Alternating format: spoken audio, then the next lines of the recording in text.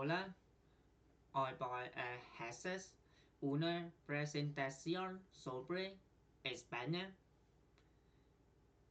España está ubicada en el suroeste de Europa. Su nombre oficial es el Reino de España. El 88,6% de la población habla español.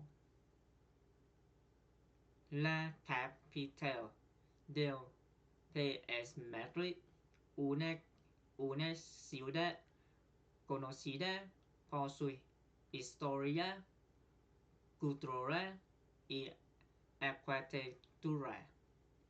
Actualmente, el primer ministro es Pedro Sánchez. España destaca por su cultura y su influencia en el mundo hispano. Gracias.